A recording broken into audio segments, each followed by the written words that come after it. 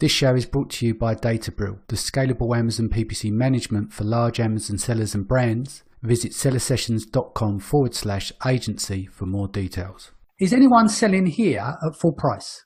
So I've done some ads at small discounts, but typically around like maybe a seasonal time, or where you can convert more. So for example, like Father's Day, right? If you have a good Father's Day product and you want to discount 10 or 15% and you're targeting the right audience, I think if you have the right product and it's the right seasonal time where conversions are going to be higher, I think you have a better chance of succeeding. Or maybe during Q4, I think those kind of niche audiences with the right timing, I think can work better than, your sort of standard ad that's going to run all the time, because there's more of a time sensitive to, okay, you need this.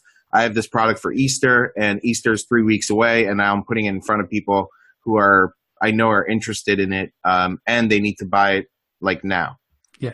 So I think I've seen some success in that. I'm still testing, and I'm still I just installed actually a tool that will track your offline conversions. Tracking. On Amazon, but it only picks up part of the audience because it doesn't match every single buyer to that Facebook click. But I'm testing that more to really test more full price buys from Facebook. I don't do a whole lot of full price from Facebook. Not right now. I mean, I do for courses and stuff because the numbers make sense. But when you're selling a $15 or $20 product, sometimes it's a little more difficult. I mean, it can be done, obviously, but typically I'm using Facebook. If it's prospecting list, I'm using that to drive traffic or keyword rank or something. If it's going back to my current customers, using a custom audience of my current multi buyers, I do full price. Yeah. But a lot of times, even that sometimes is to get the frequently bought together. It's usually to influence how I mostly used to influence how I appear on Amazon. Yeah. No, it makes total sense. Danny, I'll share a quick story with you. I recently used Facebook not for full price buys, but I recently had one of my products. I'm working on improving the quality, and I'm in that process right now. And once in a while, I'll get a negative review. So I got a couple of negative reviews recently, and my star rating went to 3.5. And so I uploaded my buyers list from like the last 6 months. And I ran a Facebook ad, and I basically and I ran it to the audience, basically asking for a review with the link. And I basically ran it saying like, "Hey, we need your help." I put some emojis there, and I said, "Hey, we recently had a couple of competitors give us like 1-star reviews. We really need your help, to give us some feedback or whatever." And I was able to generate, I think, like 12 or 13 reviews, like in a couple of days, that I believe all came directly from that ad. And got it up to 4 stars. So I think there's a lot of creative ways you can use Facebook for things like that will work really well, or obviously ranking. But even for reviews, I think it can work pretty well. So you took a custom audience and you're basically retargeting the same audience, delivering that ad, knowing that they've bought that product or someone in their family has bought that product who's associated with the Facebook account. And off the back of that, which is obviously unregulated, you've not been able to track it, you've had an increase in reviews.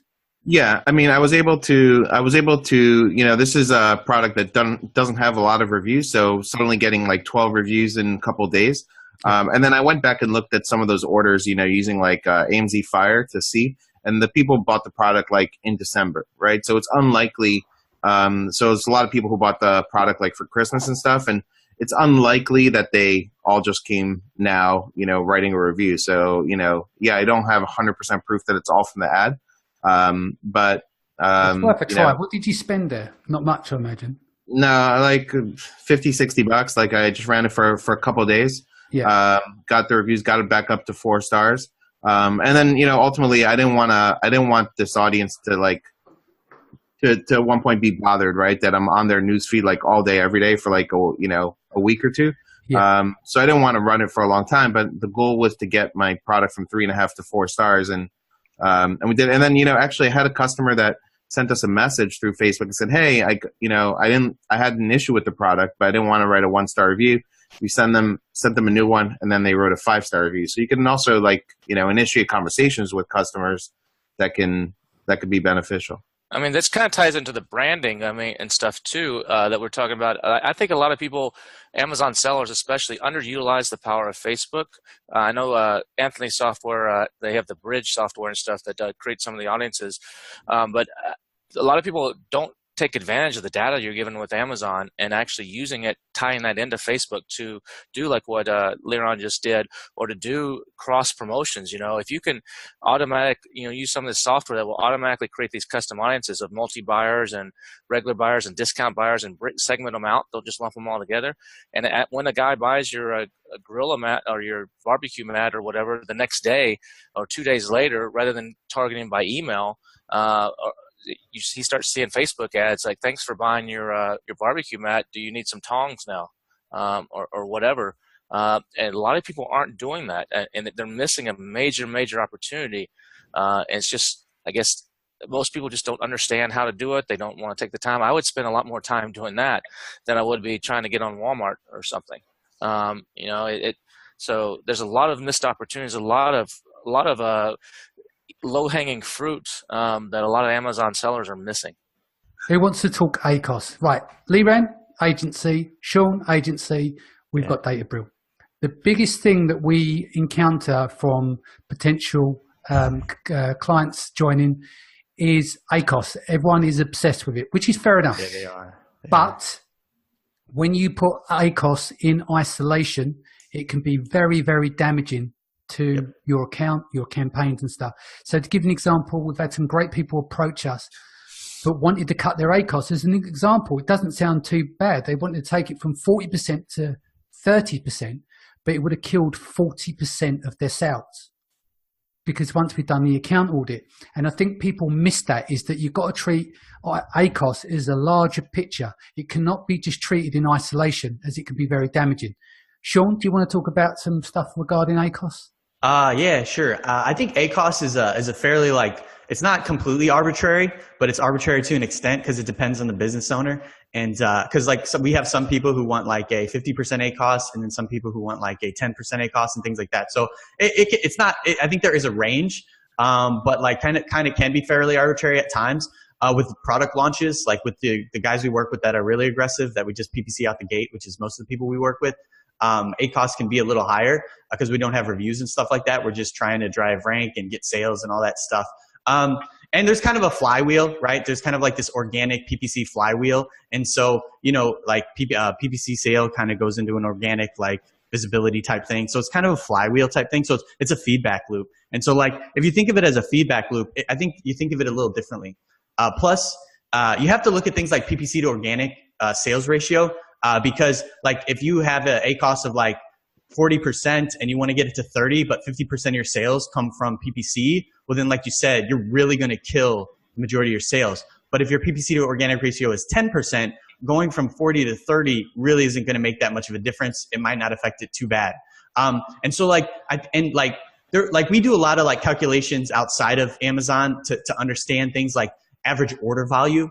Like AOV, we like to know that number. So we like to know differentials between CPC and AOV because that allows us to determine like what we need to convert for. And so like, I think ACOS, I think it's a good starting point when you're talking, like when I'm working with people, but when you work with really smart people, they really appreciate the numbers that you calculate for them and crunch for them. And looking at like the product age as well. So like we like to calculate when the product was launched, when it went live, and then like the current date, and then subtract those two, and that gives us a number like 30 days, 40 days, 50 days. And then we can say like, is this early stage cycle, mid stage cycle, mature cycle?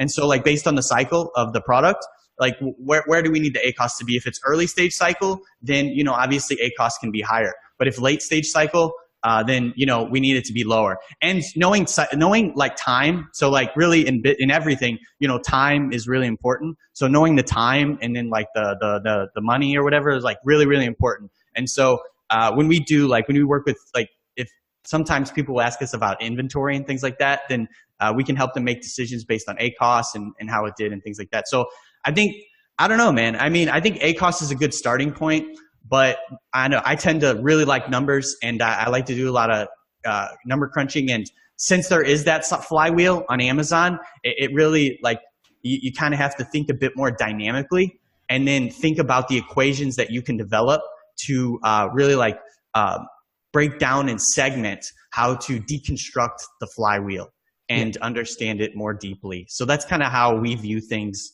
with just the Amazon advertising platform.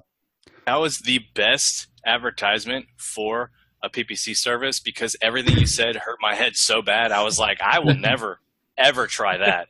Like, I am not creating equations. That sounds like a pain in the butt. No, you can do that. And here's my money. Like, that's how that works. Yeah. That's how we do sales calls. I'm just joking.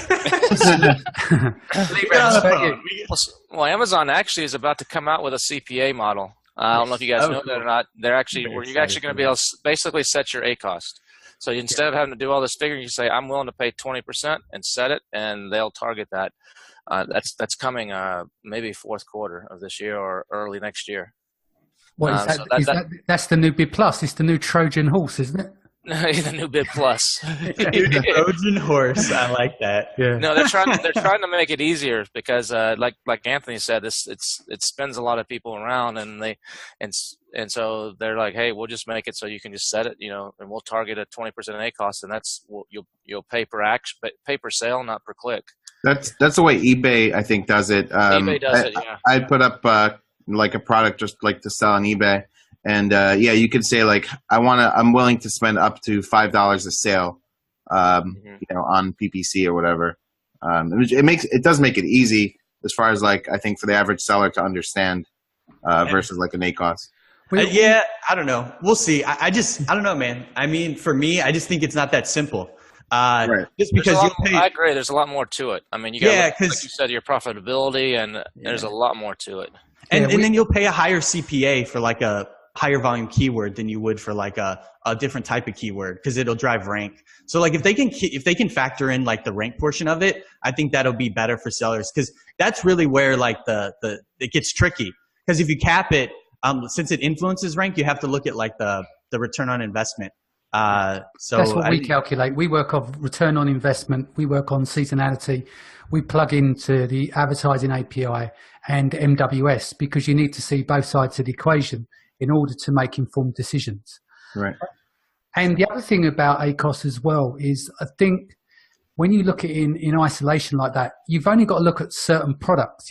Some people might want to bring their ACoS down because they believe they can, but they're selling spatulas for $12.99 and their cost per click is $5. And they might go from one agency to another, or go from one consultant to another to try and reach that holy grail. And it's just not there. And I think putting ACoS aside, putting the advertising platform aside, is so important to get the product right up front. Product market fit and the product itself. Then after that, a lot of stuff becomes a lot easier to work with and maintain. Does anyone want to add anything more about ACoS here? Higher price products are way better than lower price products, just generally. It's like a general rule of thumb in the Amazon in space. PPC, yeah. I remember in PPC, clients. In PPC, yeah, you're right. Yeah. One of my first clients was actually like all of their products were $200 plus. And I thought for a while that I was some kind of genius, because our ACoS was running at like 5 to 9%. And I was like, dude, I am so freaking good at this. And then I would go to my own products and be like, is my account just broken? Like, what's going on here? Yeah, no, it's because of that exact thing. Cool. Right. Next one, PPC automation. So again, you guys know that's what we do here, but it's only 80%, which sounds like a lot. But one of the biggest thing I've noticed about automation, because I still, even though they're like customers, I get seller session audience will come to me. They'll be using like a piece of software that's like fully automated, and it's literally blowing up their accounts, but they're unsure what is going on. And I think a lot of the time is that when you've got algorithms that are just designed for one fits all, and if people got the control over the interface, and basically it says, right, lower my cost per click, lower my ACoS, that's where the destruction's coming, because they're missing out 20, 30, 40, 50 more calculations that need to be taken into play. And so they're coming to me and asking about this. And I don't have proper answers to them other than they either need to really understand the software that they're using, because some of this stuff is like enterprise level, but people are using the software and they're new to the game. They go, that's great, right, I'll use the automation because it will fix all my problems. Two guys here obviously running an agency. What have you seen where, say, clients have come to you and members of the audience have come to you about automation, and how have you dealt with that?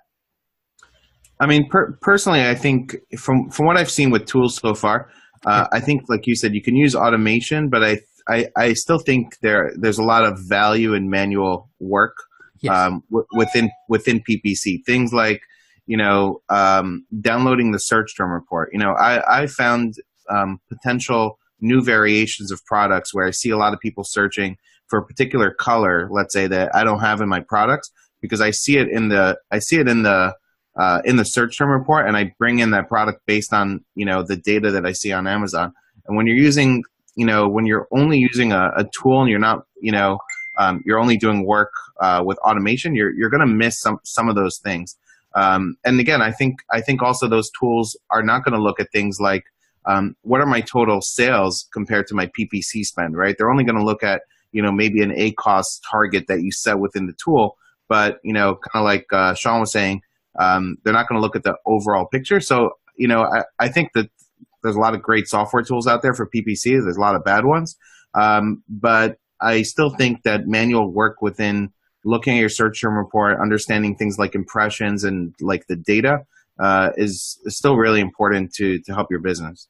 Yeah, I think where automation comes into play is where monotonous tasks, if you can set up rules for those, right, that's the bit you should automate. Don't just automate everything. Don't just go, I want an ACoS of X or reduce my cost per click, because that's what will blow up your account if you're using these tools. And the other thing is you need to understand what these attributes are. Don't use automation because you think it's going to remove the complexity. If anything, it adds layers of complexity because you don't know what the calculations are behind the automated controls. Yeah, and you have to learn how to use a new software. Right. I mean, I like the bidding automation, for example, right? Because that's something I don't want to play with like every day or every week. And if I do set a goal, then, for an ACoS, then I can play around. The bidding automation seems to work well for trying to either up a bid if you're not getting enough clicks, or trying to lower a bid if the ACoS is really high. I'd love to hear Sean's take on bidding automation, what you guys do. Yeah, so we have a developer. We kind of develop our own tools and things like that. And I would say automation is one of the easy kind of like low-hanging fruit in terms of like making changes. But we have to track those changes because, if we do bid automations during the summer, the effects are going to be different during the winter. And so, like you said, like I think there's advantages to using automation, but you need like someone who has like a good eye for data to like analyze it and who knows the e-commerce space, like. Because summer for some products is different than winter, and so how do you adjust your bid formulas for stuff like that? And I don't use machine learning or anything. I know that's like a hot thing. I don't use that. We just use like rules. We kind of use a rules-based system, and we just make sure that we measure the outcomes, because I mean that's what it all boils down to, is whether or not it achieves the goal. So we'll test different like types of bid automations and see which ones work better than the others. So I think you can do it. Like bid, I think the low-hanging fruit is bid automation. Also, another low-hanging fruit is, converting search terms from your search term report. I think you can do that with software and things like that. Yeah. But I think like there's things like seasonality, bidding on like for example, Mother's Day. Like we killed it on some accounts for some Mother's Day keywords, man. Like nobody's doing that. Spanish keywords. I mean, like it's just like keyword research. Like you can't automate that, man. I mean. No. I don't know, dude. I don't know about you guys, but when I start looking at some keywords, I'm like, let me just like close my window. Like I'm going to be here for 12 hours. Like I can't do that. But when I look at keyword research, like I just go in and I see so many like things that I'm like, whoa, like this is so crazy. The technology for fully, truly automated PPC doesn't not there exist. Yet. I mean, even if you think about it, can be one day, but we're talking big ML AI shit. Like it has to be smarter than the human working on it right now. I don't know that anybody in this particular industry is at that level of that type of program. I mean, I would say the tech. Obviously, my partner is Ellis, He does a lot of the algorithm work for Jungle Scout, and very, very sharp, smart guy. And we said we only run at 80% because it's not there. But what we're able to do is mass scale, whereas not a lot of people can manage 500, 600, 2,000 SKUs the way that we can. It's impossible for a human to do that, but you need to have the blend of the two. You know, it's like there's nothing better than trying to understand where something's going wrong on an account just by doing a search on Amazon yourself, looking at everyone else's product, because that can't be replicated.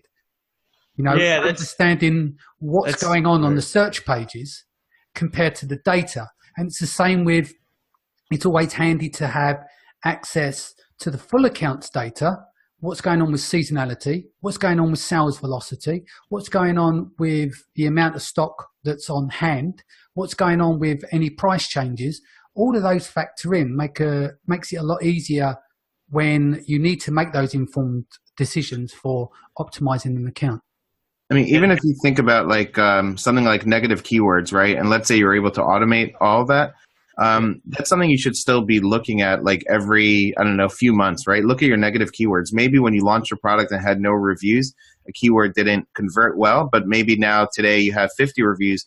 Maybe you should try that keyword again, right? Remove it from your negatives and run it again for a month and see what your results are. And that's the kind of stuff that is difficult to automate, I think.